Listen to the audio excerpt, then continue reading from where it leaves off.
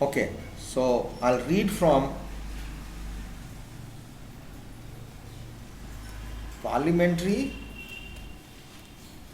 and presidential. Okay, or I'll read from democracy and authoritarianism. We'll do it from there. Okay.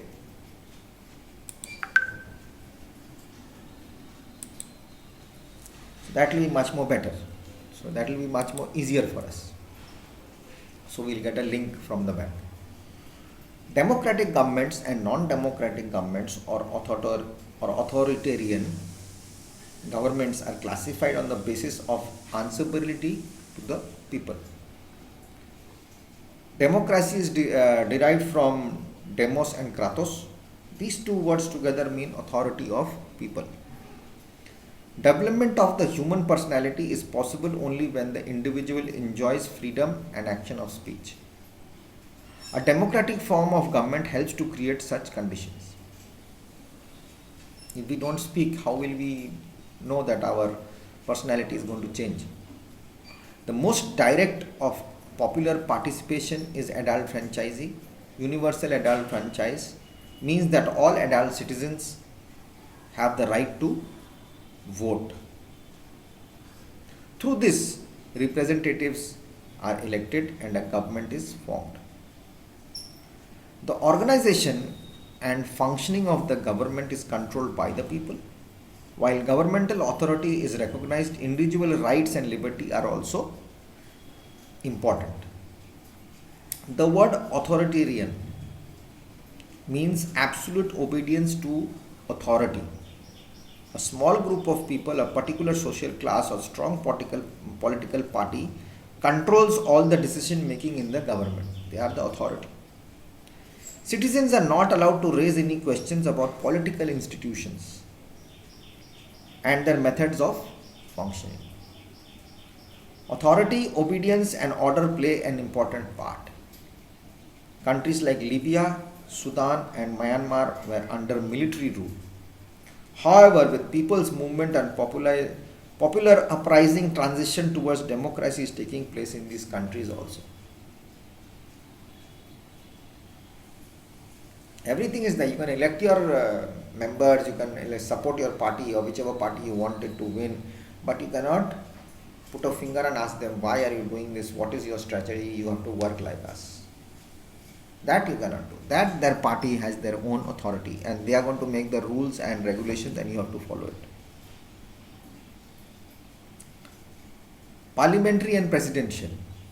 The parliamentary and presidential forms of government are based on the extent of which the executive and the legislature are dependent or independent of each other. I told you just now.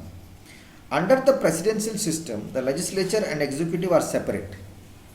There is a separation of powers. In the parliamentary form, executive is a part of the legislature and there are fusion of powers. Mix of powers are there.